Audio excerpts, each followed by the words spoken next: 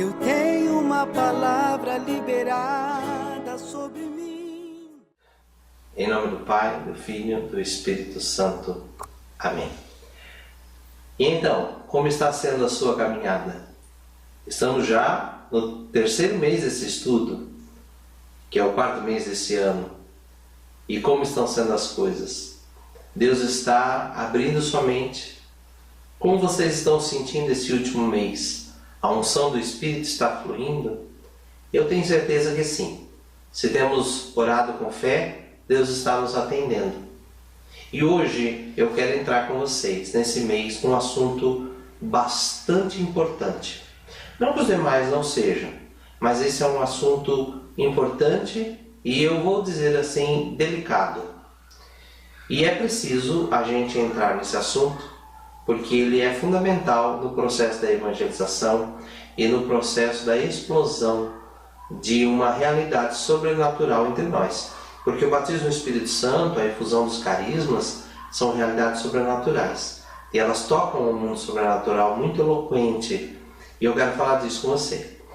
E qual será o nosso assunto? O nosso tema? A evangelização carismática e a guerra espiritual. Então eu quero ler para você uma passagem que está em Atos dos Apóstolos, capítulo 16, nos versículos 16 a 18, que diz o seguinte: certo dia, quando íamos à oração, eis que nos veio ao encontro uma moça, escrava, que tinha o espírito de Pitão, a qual, com as suas adivinhações, dava muito lucro a seus senhores. Pondo-se a seguir a Paulo e a nós, gritava: estes homens são servos do Deus Altíssimo, que vos anunciam o caminho da salvação. Repetiu isto por muitos dias. Por fim, Paulo enfadou-se, voltou-se para ela e disse ao Espírito: ordeno-te, em nome de Jesus Cristo, que saias dela. E na mesma hora ele saiu. Esta passagem nos conta um episódio interessantíssimo e fundamental do processo da evangelização. E se você continuar a leitura, você vai ver o que aconteceu com Paulo e Silas. Eles foram presos por causa disso, porque gerou uma grande comoção na cidade. A moça não era a única possuída de um espírito de adivinhação. A cidade funcionava com esses espíritos malignos. E esses espíritos malignos estavam ali, dominando pessoas e dando, por seu domínio, a forma de organização daquela sociedade. A maneira de se ganhar dinheiro, de se gastar dinheiro, de se casar, de se dar em casamento. Os demônios.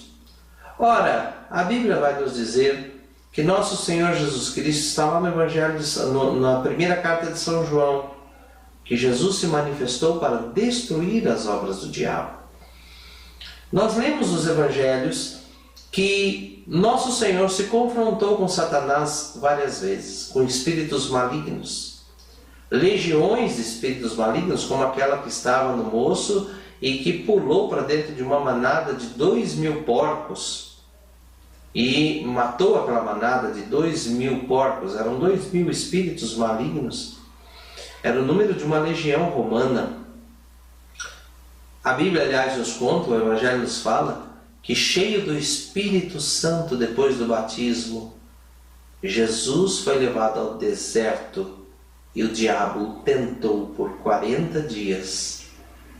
A Bíblia nos diz que o diabo o deixou ali porque não podia combatê-lo, pois Jesus estava cheio da graça, ele é o Senhor, mas o espírito maligno o deixou até outra ocasião.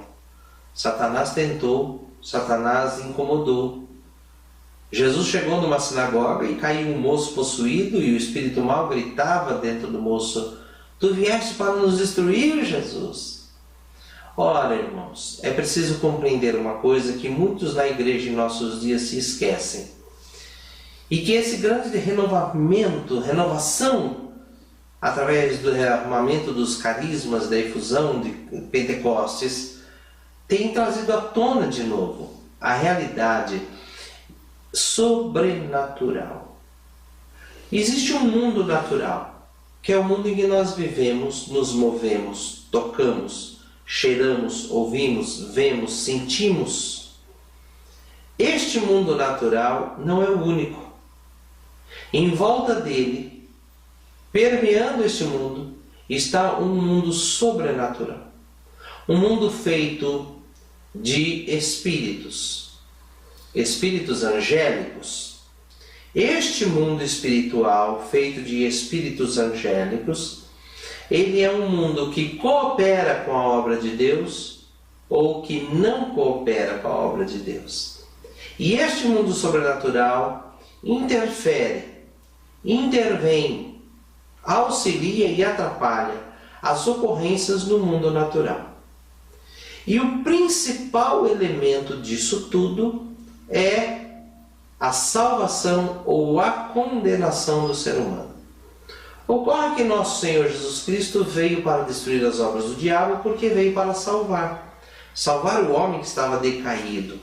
Ora, em que consiste a evangelização? Em fazer a obra de Jesus. A Bíblia nos diz em Atos 10 que Jesus passou por toda parte fazendo bem, curando os doentes e expulsando os espíritos malignos. Jesus disse que nós faríamos a obra que ele fez, ainda faríamos maiores.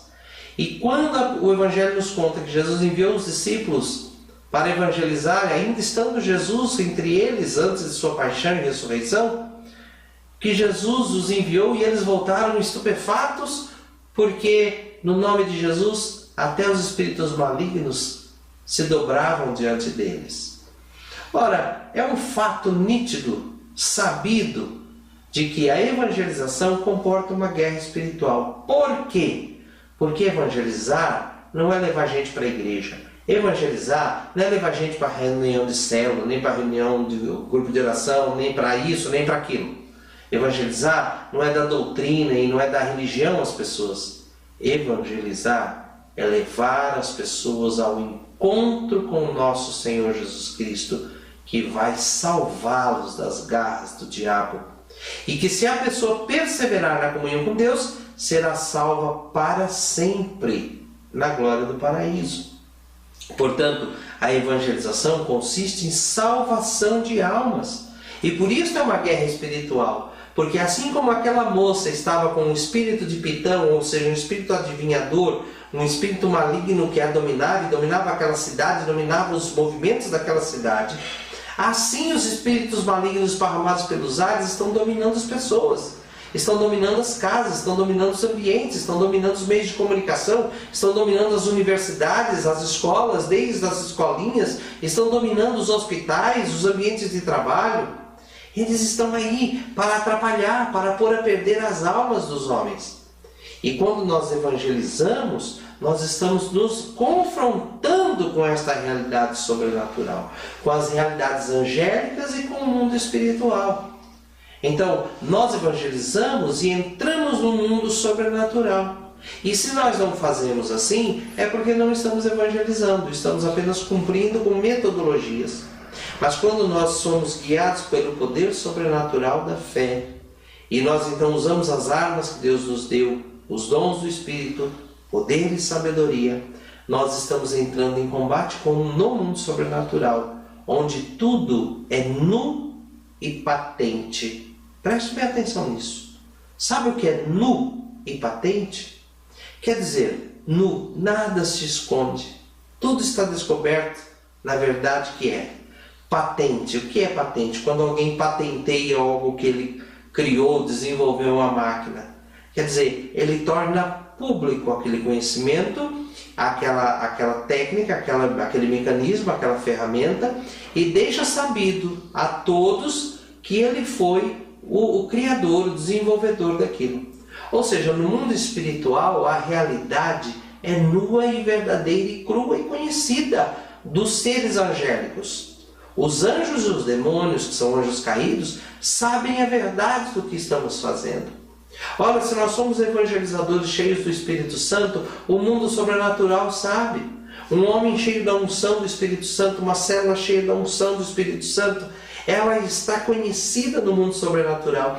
E o mundo sobrenatural trava guerra contra esta operação sobrenatural que nós estamos realizando. Por isso nós precisamos entender que a evangelização é salvação de almas e é guerra espiritual. Mas ao contrário do que muitas pessoas pensam, que então nós devemos ter medo e fazer 1 milhão de preparações e depois fazermos 1 milhão de purificações, porque nós lidamos com coisas sobrenaturais, é preciso entender, como diz Santa Teresa de Ávila, o diabo tem medo do homem que reza. Nós precisamos cultivar sim uma vida de unção, uma vida de oração. Agora, nós precisamos ter conhecimento dos espíritos que estão dominando as pessoas, do que está acontecendo nas pessoas. Porque, veja só, as pessoas que nós evangelizamos, elas, se não estão no Evangelho, elas estão nas garras do inimigo. Por meio de vícios, por meio de opressões, por meio de 1000 caminhos. E a verdade é que o homem é um ser religioso. O espírito maligno quer enganar esse ser religioso do homem. E existem nesse mundo pessoas que se dizem ateus. Mas a grande maioria das pessoas cultivam religião, cultivam meios de relacionar-se com o mundo sobrenatural. E por isso há um caminho, uma verdade, uma vida que é Jesus. Mas existem inúmeros caminhos suscitados pela inteligência angélica diabólica. Sim, porque o diabo é um anjo, Lúcifer era um anjo, um arcanjo, extremamente mais inteligente que os seres humanos. A classe angélica é mais inteligente que a classe humana. E eles criam inúmeros caminhos para contaminar, poluir e desviar as pessoas do entendimento da verdade, da fé que pode salvá-los. Monsenhor Walsh, nesse livro aqui, então, Conduzir Meu Povo, Manual para Líderes Carismáticos, ele dedica o capítulo 11, já antes do capítulo 11, o capítulo 10, ele fala sobre falsas religiões, falsas doutrinas. Esse sempre foi um tema, um assunto muito pertinente nas experiências de oração, nos seminários de vida no Espírito, porque vem as pessoas contaminadas. Nós precisamos levá-las a, primeiro de tudo, romper com laços espirituais negativos nas falsas religiões. Em cada cultura, em cada época, em cada lugar, as falsas religiões assumem formas muito diversas. Algumas acontecem mais num país, menos em outras, mas também acontecem muitas em outras e menos nessas ou naquelas. Ora, nós precisamos, e ele cita aqui no capítulo 11, as falsas religiões mais divulgadas no Brasil. Nós precisamos ter algum conhecimento sobre isso. Não para sair acusando as pessoas, pondo o dedo no nariz ou quebrando objetos sacros das falsas religiões que estão na casa das pessoas. Não, mas para saber com o que estamos lidando, para termos discernimento e para ajudarmos as pessoas, principalmente num processo de discipulado. Então, você precisa olhar esse conteúdo. No capítulo 11 ele fala então sobre falsas religiões mais divulgadas no Brasil. E ele cita, por exemplo, a primeira de todas, ele fala do espiritismo kardecista. No Brasil ainda há muita gente que pratica o espiritismo kardecista, que é o espiritismo chamado de mesa branca, em que a pessoa faz ali práticas rituais para se comunicar com os mortos, através de métodos sobrenaturais, praticados, desenvolvidos por pessoas que chamam-se de médiums, e mediunidade e relacionamento com esses espíritos, que não são espíritos dos mortos, e que se for de algum morto, é algum morto que não está no céu, mas está na condenação eterna. Por quê? Porque a Bíblia é muito clara em dizer que Deus abomina a relação dos homens vivos com os espíritos dos mortos. E é muito simples saber por que Deus abomina. Porque está dito em Hebreus 9, 27. Ao homem foi dado viver uma única vez, e depois disso já vem o juízo particular. Portanto, aquele que morreu não pode comunicar-se com aquele que está vivo, a menos que esteja no paraíso celestial e seja um santo com uma missão específica dada por Deus, ou um anjo, e aí haverá uma revelação da parte de Deus que não depende da pessoa que recebe buscar esta revelação, mas foi por pura gratuidade divina. Mas isso é uma outra coisa. Mas quando as pessoas se reúnem para chamar espíritos, para saber o que eles estão fazendo, para receberem cartas deles, ou qualquer tipo de manifestações, e alguma realidade sobrenatural acontece, porque boa parte é charlatanismo, quando alguma realidade sobrenatural acontece, não é da parte dos espíritos que estão com Deus na glória do paraíso, mas daqueles que estão condenados, sejam eles angélicos ou seres humanos, que foram para os infernos e que são, portanto, espíritos diabólicos. Outra falsa religião que ele intitula, ele fala sobre Umbanda. E aqui alguns podem chamar, eles falam Umbanda, mas pode-se falar em geral dos cultos afro-brasileiros ou afro-americanos, não é? Ou afro-ameríndios, os cultos que misturam práticas rituais, não é? Que foram trazidos por africanos, práticas rústicas que foram trazidas para as Américas no período escravocrata e que se misturaram com práticas rituais dos nativos, de tribos indígenas, e tudo isso gerou uma prática ritual estrambólica e primitiva e que deve sucumbir diante da verdade do Evangelho, porque o homem não pode ainda continuar naquelas práticas de pagelança e de chás mágicos e de invocações de espíritos baixos e de rituais e essas coisas todas. Porque esses espíritos e esses ambientes e essas práticas todas, elas estão impregnadas de cultos de invocação de mortos, de cultos de sacrifício de animais e às vezes até de seres humanos, de cultos rituais, de crença em espíritos que estão no meio das matas e da natureza. Primeiro porque há grande enganação em tudo isso, porque nada disso é real. Segundo porque quando há qualquer manifestação de realidade, ela sobrenatural, como vale para o espiritismo mais polido e kardecista, a mesa branca vale para esse espiritismo mais baixo, não menos polido. Um fator muito importante de se entender disso é que a invocação dessas formas, dessas práticas, contaminam principalmente pela relação com demônios para a realização de rituais mágicos e de contaminação e dominação de outras pessoas e de práticas para trazer pessoa amada e amarrar fulano e enviar feitiços contra ciclano, beltrano, tetrano. Então, nós precisamos ter algum conhecimento a respeito disso, porque as pessoas ainda frequentam e continuam buscando esse tipo de rituais e estão lá sendo tomadas por mentiras e dominadas muitas vezes. Outras práticas que ele cita, outras falsas religiões, falsas doutrinas, ele fala sobre o monismo, que hoje no Brasil já é muito menor. Na época que o livro foi publicado, ainda era grande, que era conhecida a seita do Reverendo Moon. Esse Reverendo Moon, um sujeito sul-coreano que misturou coisas lá do Oriente com coisas do cristianismo. Mas aqui você pode unir também quando ele fala da Igreja Messiânica Mundial, que é aquela do Jorei, não é?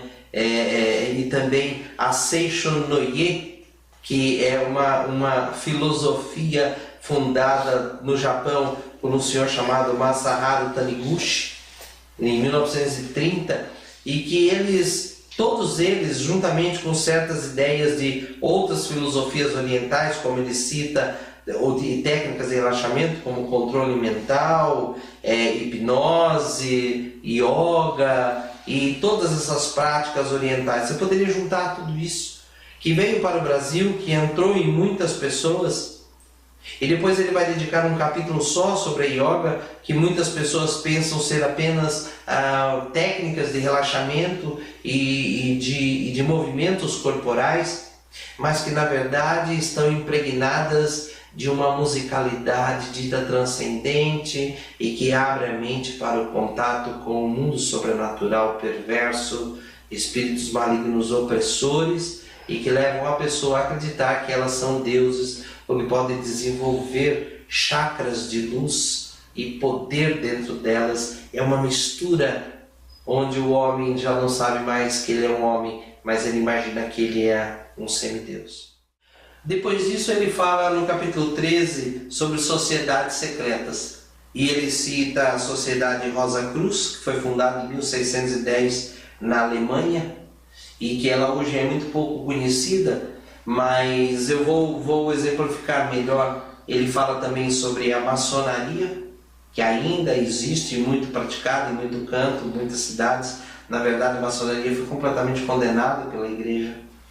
Mas essas sociedades secretas, hoje, em nossos dias, e não na época desse livro, da primeira publicação, e já de uma maneira até agora não mais falada, se organizaram, misturaram com as religiões orientais, com todos esses cultos afro-ameríndios e toda essa miscelânea, essa mistura, e se manifestam em nossos dias muito por um veículo chamado, um caminho chamado de Nova Era, New Age, com a ideia de colocar o homem no que eles chamam de Era de Aquário, que seria posterior à Era de Peixes. O peixe é um símbolo do cristianismo, como dizendo, o cristianismo passou, agora o ser humano evoluiu espiritualmente, ele não depende mais de um Cristo, mas ele entende que Jesus era um tipo de iluminado, como era Allan Kardec, o Buda, Maomé, e isso e aquele, mais aquilo outro. Rebaixa nosso Senhor Jesus Cristo, entenda porque isso é perigosíssimo e é errado, porque uma vez que nosso Senhor Jesus Cristo é tirado da sua posição de único Salvador, único Senhor, único Redentor, o homem perdeu o caminho da salvação. Quando Jesus Cristo é colocado, nosso Senhor Jesus Cristo é colocado no mesmo patamar de líderes filosóficos, religiosos e pretensos, e bruxos e magos e toda sorte de filósofos e de crendices, então o homem passa a não precisar mais da única verdade da fé, mas acredita que misturando água e gasolina vai matar a sua sede. Jesus é a água da vida. Jesus é a água da vida. Não podemos misturar com tudo mais. Mas a única maneira de fazer o homem misturar e assim perder o caminho da salvação é rebaixando o nosso Senhor Jesus Cristo, sua mensagem, e misturando com tudo. Então veja, as pessoas ainda estão tomadas, e cada vez mais.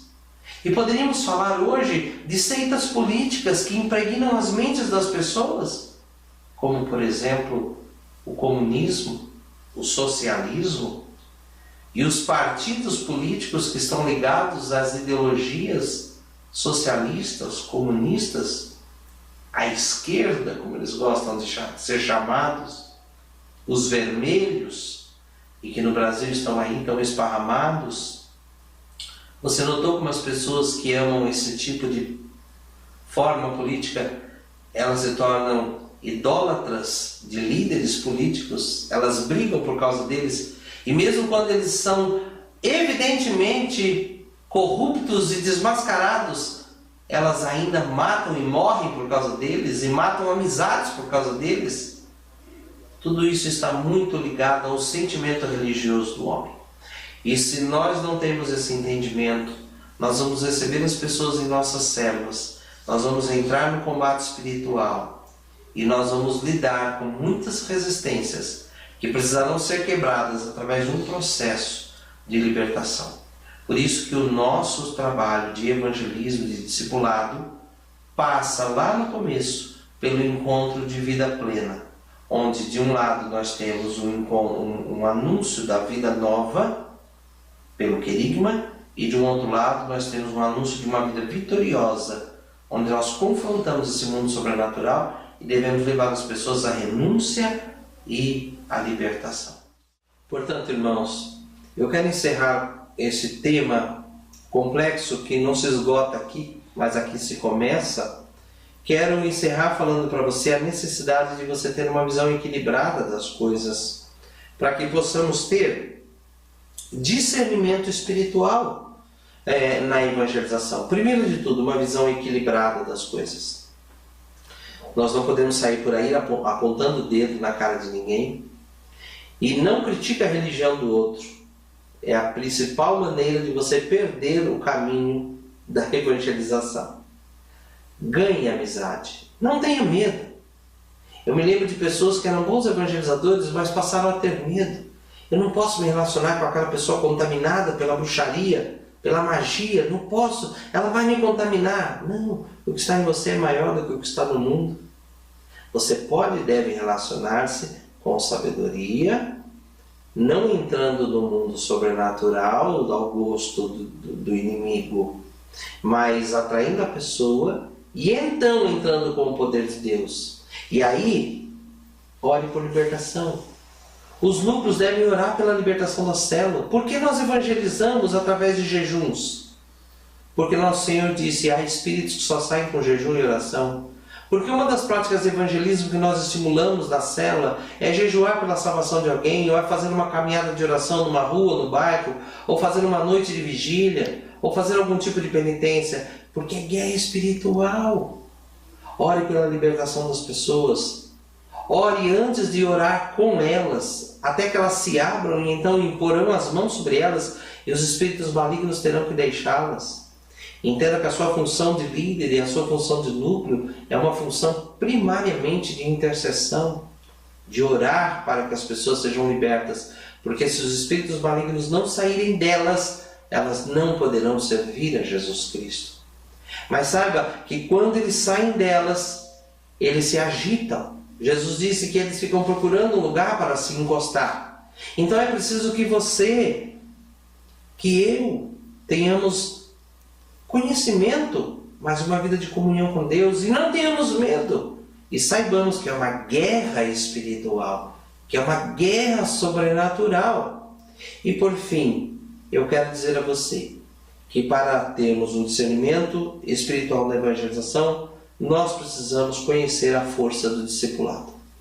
O que significa sentar com o discípulo, orar com ele, ensinar-lhe as Escrituras, ter paciência de explicar, mostrar que não é por aquele caminho. Então, irmãos, é por isso que o discipulado é uma arma às vezes tão difícil de ser usada. Nós nos cansamos, as pessoas não querem. Você já notou que as pessoas querem ir às células, querem ir a reuniões, querem ir a momentos santos, sagrados, mas não querem ser tratados individualmente? Porque aqueles que habitam nelas não querem ser colocados numa sinuca de bico. Por isso o discipulado às vezes é tão mal entendido e mal praticado. Então, eu peço a você que você abra sua mente e entenda: evangelizar é uma guerra espiritual. Nós temos o poder do Espírito e temos a sabedoria do Espírito. E poder e sabedoria nos fazem ver claramente o mundo sobrenatural que entramos. E entramos vitoriosos e saímos dele vitoriosos. Não pense que o diabo virá cercar você e te destruir. Claro, ele quer te destruir, mas se você perde a comunhão com Deus, você abre um ponto de legalidade. O diabo, que é legalista, entra e destrói você, sua família, entra com doença, peste, mal e tudo que é. Se você tem comunhão com Deus, conhece a realidade sobrenatural, pare de ser criancinha, pare de ser bobinho e comece a operar por graça e entrar e sair vitorioso no mundo sobrenatural, ganhando almas de verdade para Jesus. Vamos orar. Nosso Deus e nosso Pai, a Tua palavra é poderosa e o Senhor tem nos dado visão, sabedoria, unção, poder e graça. Nós queremos, Senhor, que nossas células, nossos núcleos, nossas lideranças sejam de pessoas cheias de unção, pessoas cheias de poder sobrenatural, pessoas de libertação.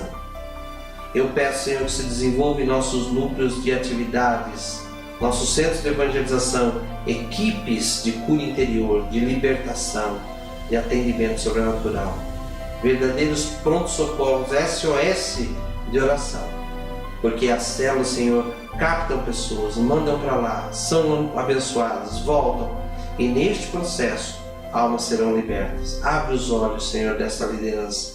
Abre os olhos dos servos para que vejam a grande guerra sobrenatural e que o exército que está conosco é maior do que o que está contra nós. Amém. Rogai por nós, Santa Mãe de Deus, para que sejamos dignos das promessas de Cristo. A maior vitória do mundo sobrenatural está nas mãos de Maria Santíssima. Com ela pisaremos todos os exércitos do mal e no fim o Imaculado Coração de Maria triunfará. Até o próximo mês, com a graça de Deus.